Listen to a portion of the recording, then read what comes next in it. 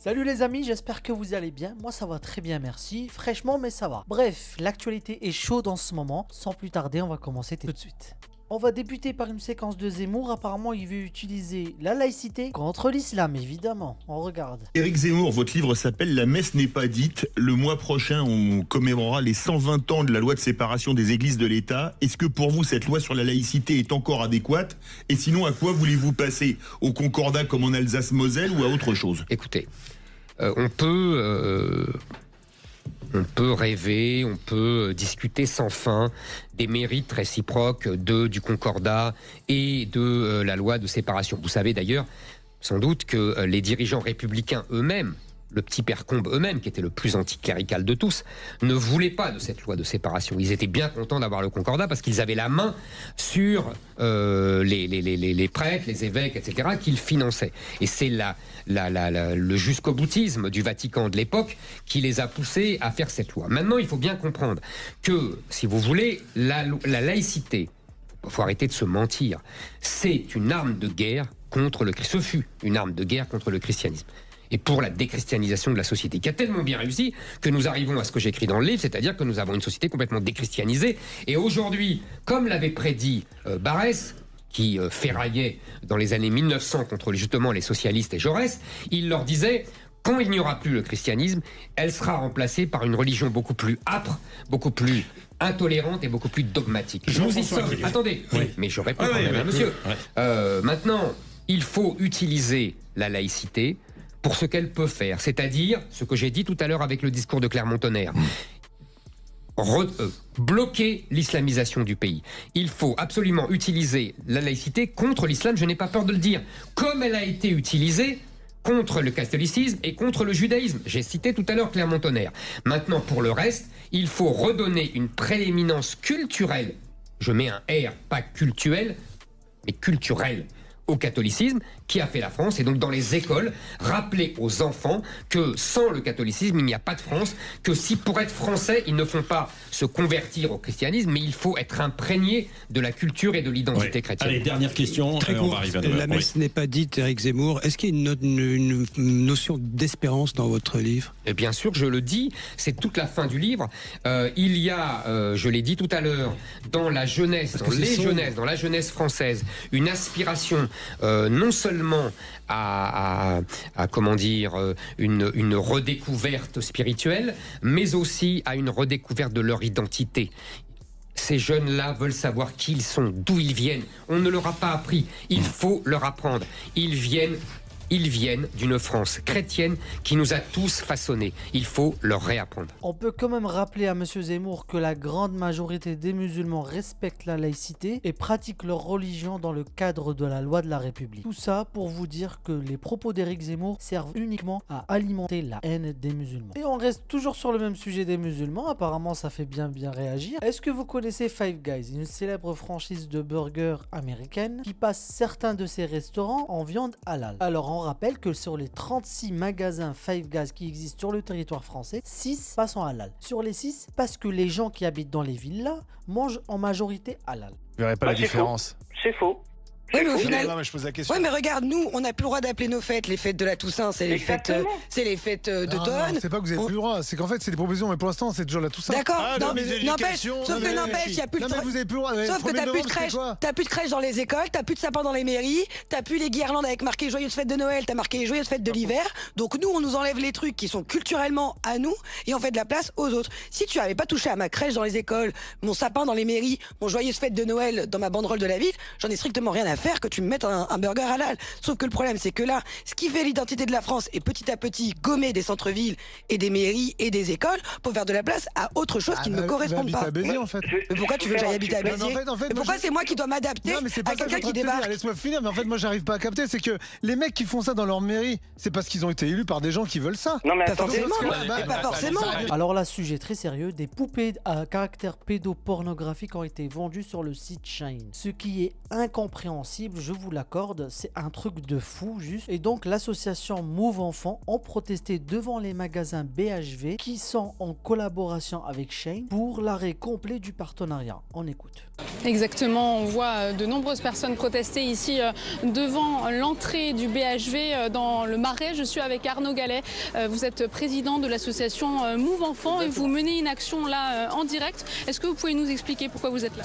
On est là tout simplement pour demander déjà qu'il y ait un arrêt du partenariat entre Shein et le BHV parce que c'est inacceptable qu'on ait une enseigne comme le BHV qui fasse un partenariat avec Shein qui participe en fait à la pédocriminalité. Et c'est pour ça en fait en vendant des poupées sexuelles à l'effigie d'enfants. Et c'est pour ça qu'ici on a fait une scène de crime devant le BHV, voilà que vous voyez directement. Pourquoi? Parce qu'on rappelle que derrière ces poupées sexuelles, qui ne sont pas uniquement des poupées qui sont là pour assouvir des besoins d'êtres humains, mais qui peuvent participer en fait à la pédocriminalité, parce qu'on rappelle qu'on avait il y a peu de temps un Joël Le Squarneck, chirurgien qui avait été condamné, pour suite à plus de 300 plaintes. Et on avait retrouvé chez lui des poupées sexuelles à l'effigie d'enfants. Et donc aujourd'hui, ce qu'on demande également, c'est que les acheteurs soient poursuivis. Et ça nous semble essentiel, bien entendu, parce qu'il y a des enfants qui sont en danger dans ce pays. C'est pas la première fois qu'on le dit. On rappelle qu'il y a un enfant toutes les 3 minutes victime de violences sexuelles en France. Ce sont ces chiffres.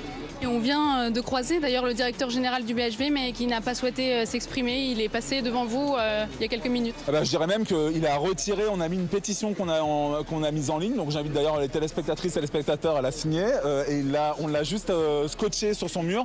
Il l'a retiré. Donc ça veut dire que le directeur du BHV, par cet acte-là, dit ni plus ni moins que la pédocriminalité, c'est bon à mettre à la poubelle. Voilà, c'est ça ce qu'il nous dit.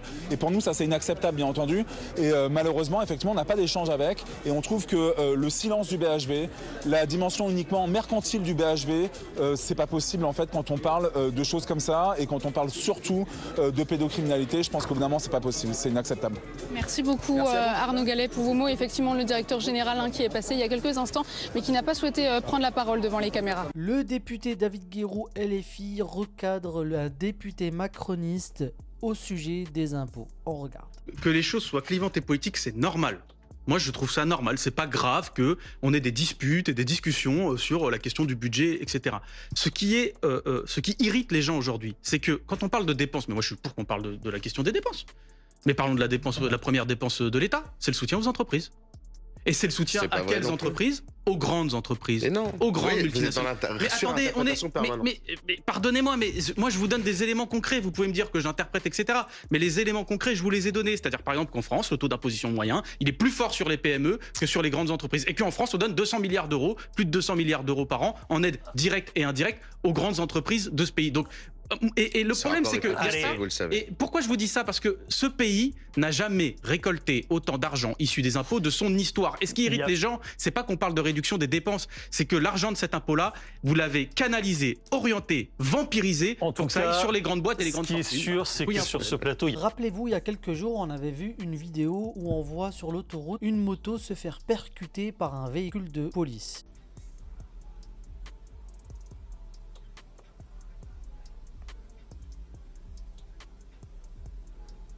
Du coup, ces deux mêmes policiers qui ont percuté le motard vont être jugés pour violence aggravée. Alors là, c'est lunaire les amis. Je vais vous montrer une séquence. Les soldats israéliens de la force sont impliqués dans le viol collectif sur un détenu palestinien réclame justice pour le préjudice subi depuis la diffusion de la vidéo.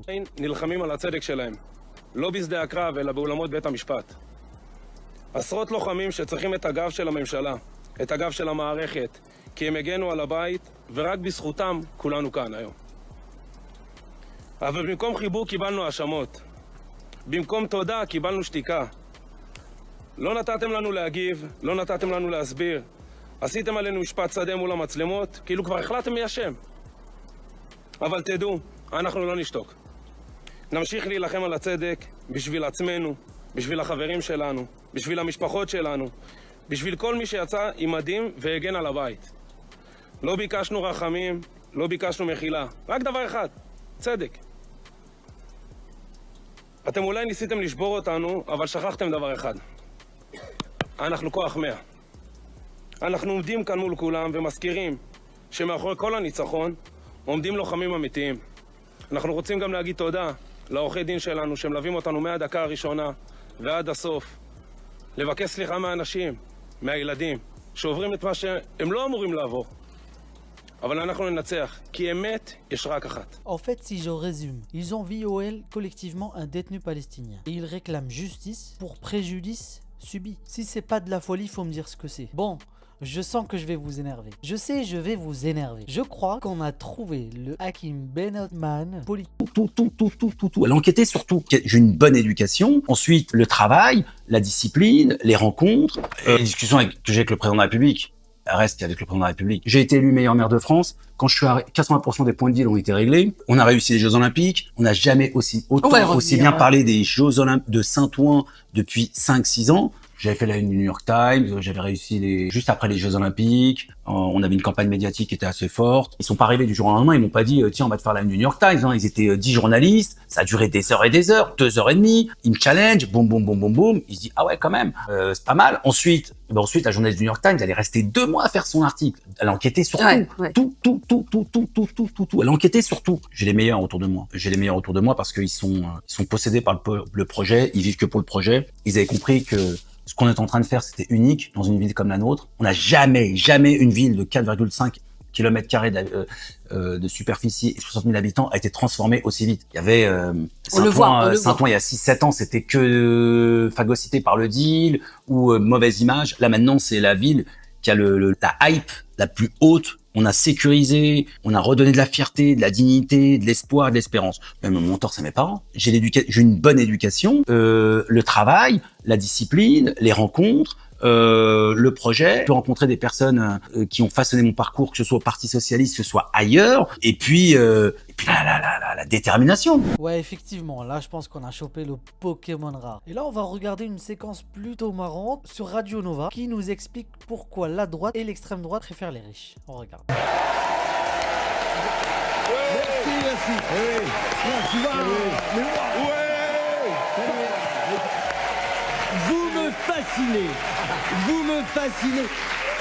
Vous me fascinez à être joyeux comme ça toutes les semaines, à dégouliner d'enthousiasme. C'est simple, j'ai l'impression que vous n'avez pas accès aux informations. Vous n'avez pas internet, c'est ça? Vous n'avez pas la radio? Ceci dit, ça expliquerait pourquoi vous payez 17 balles pour assister à une émission que tout le monde peut écouter gratuitement. Non, parce que l'actu, elle est chaude l'actu, Emmerich. Mais elle est surtout déprimante. Cette semaine, l'Assemblée nationale a rejeté la taxe Zuckman sur les hauts patrimoines, le rétablissement de l'impôt sur la fortune, l'augmentation de la contribution sur les revenus de plus de 250 000 € par an et l'augmentation de la taxation sur les héritages de plus de 2 millions d'euros. Et pourquoi? Parce que les macronistes, les républicains et le Rassemblement national, ils sont trop copains. Ils font des petits bisous comme ça. Oh, pardon, j'ai ripé. Dans l'hémicycle, ils sont chacun de leur côté, mais à mon avis, sur WhatsApp, ils ont un groupe commun. Ah, message de Gabriel Attal. Ça vous dit, dans les médias, on fait genre, on n'est pas d'accord, mais à l'Assemblée, on vote tous ensemble pour protéger Bernard Arnault et Bolloré. Marine Le Pen, emoji pouce. Yael Braun-Pivet, emoji flamme. Jean-Philippe Tanguy, emoji champagne. Emoji aubergine, carrément. Oh le coquin. Ah non, supprimé. Trop tard, Olivier Faure, on a vu. Mais ils sont d'accord sur tout, le RN et Renaissance. Pourquoi ils font pas un seul parti, quoi? RN-essence. On dirait une station-service. Tu peux faire le plein, mais que avec de la merde. Yes, j'ai 100 points fidélité. Je prends le diffuseur de parfum à l'effigie de Jordan Macron. C'est super, tu l'accroches au rétro et après ça sent un petit mélange de capitalisme et d'autoritarisme. Ça sent le fascisme, dis donc. Ça pue le fascisme. Tiens, ouvre la fenêtre, balance cette merde, là. Allez, interrogation surprise. Le Rassemblement national se présente-t-il comme le parti des classes moyennes et populaires tout en servant les intérêts des plus fortunés? Vous avez 4 heures. C'est bon, j'ai fini. C'est oui. La réponse est oui. Hyper fastoche l'interro. Alors il y a un moyen mémotechnique tout simple pour se rappeler que le RN préfère les riches. En fait, dans extrême droite, il y a droite. Malin. Dans le projet du RN, la seule proposition en faveur des travailleurs, c'est une hausse des salaires. Pardon, j'ai pas tout lu, c'est une hausse des salaires de 10% maximum. Pardon, j'ai pas tout lu. Une hausse des salaires de 10% maximum basée sur la seule volonté des chefs d'entreprise. Bon, si le RN passe, prévoyez pas de changer les balais d'essuie-glace. Hein. Faudra passer la main par la fenêtre comme ça pour essuyer. Hein. Mais heureusement, grâce au programme de Jordan et Marine, quand votre patron aura refusé votre augmentation, vous pourrez vous consoler en léguant à vos enfants 100 000 € sans taxe tous les 10 ans. Vous les avez pas? Muscune.